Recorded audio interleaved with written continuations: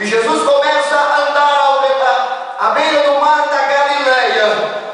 Antes de curar qualquer pessoa, Jesus começa a andar pelo mar da Galileia. E ele olha, lá está o Pedro e lá está o André. Duas almas que não conheciam Jesus. Duas almas que sabiam pescar muito bem. Duas almas que conheciam muito de mar. Duas almas que conheciam muito de peixe. Mas duas almas que não conheciam que havia um Salvador. Que havia um homem que poderia mudar a vida deles, transformar a vida deles. E eles não sabiam. E Jesus então passa, olha para aquelas almas, cheio do Espírito Santo, olha para o Pedro e o André, seu irmão, e diz: vem. Então Jesus ganha aquelas duas almas. Duas almas já ganha. Duas almas que agora teriam uma vida transformada.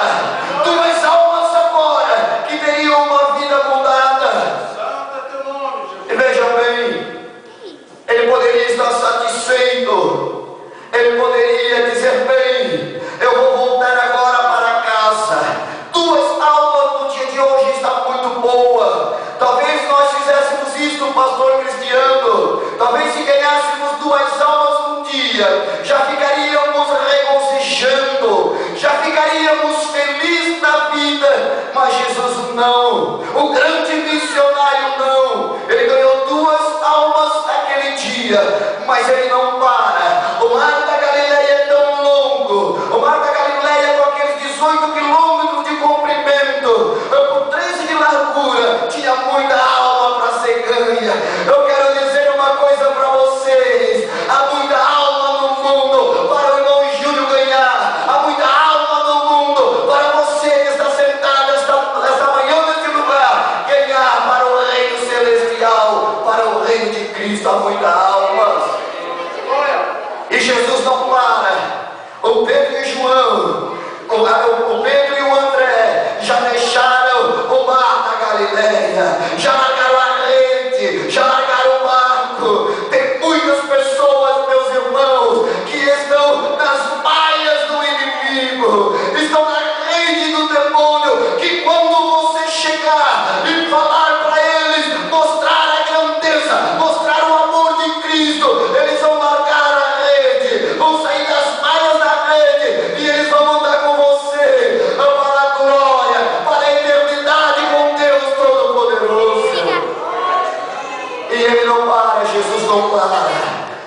Ele sabia que o ministério era de pouco tempo e ele não para. E Jesus, o André e o Pedro já lado a lado, mas lá na frente havia mais duas almas. Lá na frente havia mais dois seres que precisavam ser tirados do mar, que precisavam sair da rede. Lá estava o João e o Tiago.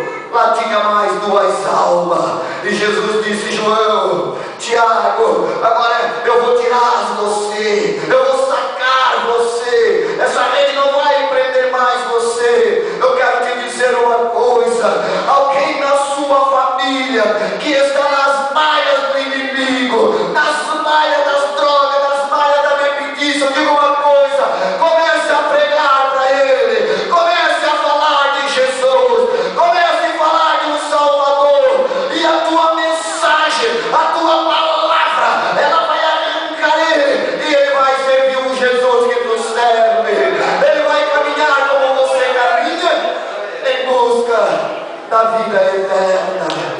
E Jesus então agora, o Pedro, o André, o João e o seu irmão Tiago, agora então ele volta para casa. Mas a Bíblia continua. Jesus não para. João capítulo de número 1 e o versículo de número 43 diz assim, ó: no outro dia quis Jesus ir a Galileia, encontrou a Felipe e disse: segue-me. Porque no outro dia, no dia anterior, Jesus já havia ganhado 4 almas. No dia anterior, 4 vidas haviam sido salvas. Mas no outro dia, aquela sede pelas almas, aquela sede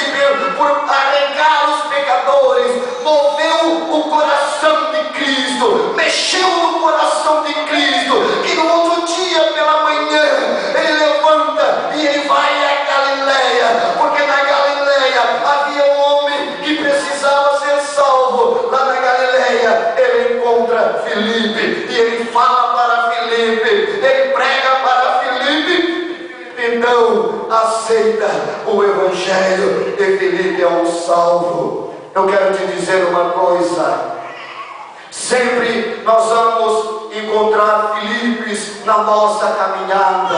A Galileia é tão grande, a Galileia é tão enorme, e nós temos que ir, porque é um mandamento bíblico. Não é uma imposição minha, mas é um mandamento bíblico. É um mandamento bíblico. Idem e pregai o Evangelho. Aí você pergunta, você me diz: não, mas idem, isto não é para qualquer um. E você não está errada, você não está enganado. Mas missão se faz indo, missão se faz orando, missão se faz contribuindo. Agora, esse idem, você diz que talvez você não pode, mas eu quero dizer uma coisa para você: você pode sim. Talvez você não pode ir à África, talvez você não pode ir a Cuba, mas vejam bem, havia dentro de Jerusalém um homem que havia cometido um grave pecado. Havia dentro dos muros de Jerusalém, dentro de um palácio, um homem que havia feito um dos mais horrendos pecados. Lá estava Davi, dentro do seu templo, a sua alma manchada, a sua alma enegrecida, a sua alma contaminada pelo adultério e pelo suicídio. Mas ele estava tranquilo, ele achava que estava tudo bem. Agora quem vai lá? Qual é o missionário que vai lá? Profeta Natã. Escuta aqui, Natã não veio da Galileia, não viajou da Galileia.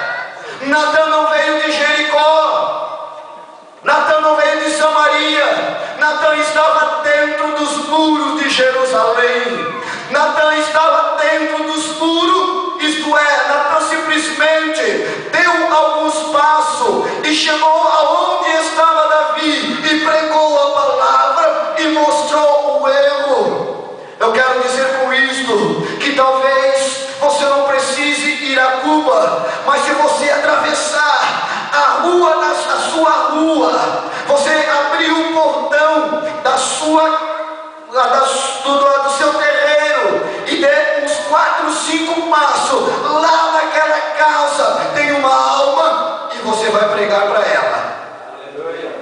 E você vai falar para ela e ela vai aceitar Jesus como Salvador. Mas nós temos na mente que missão é só ir. Nós temos na mente que missão temos que sair para fora. Podemos fazer missão lá no seu trabalho. Quando você está limpando a casa, tem alguém que está lá e você não sabe a sua situação, mas se você começar a pregar, se você começar a anunciar Cristo, você pode ganhar aquela alma, mudar aquela vida. Por que devemos fazer missão? Porque a grande preocupação de Jesus, quando todos os anos eu desço a Johannesburgo, escola bíblica, congresso de missões, depois de lá nós subimos para Moçambique, escola bíblica, congresso de missões, depois vamos a Malau, escola bíblica, congresso de missões. Aí então eu comecei a entender bem, eu comecei a captar bem a grande preocupação de Jesus para que nós fôssemos e pregássemos o Evangelho. Porque você não conhece, talvez você nunca esteve nesses países aonde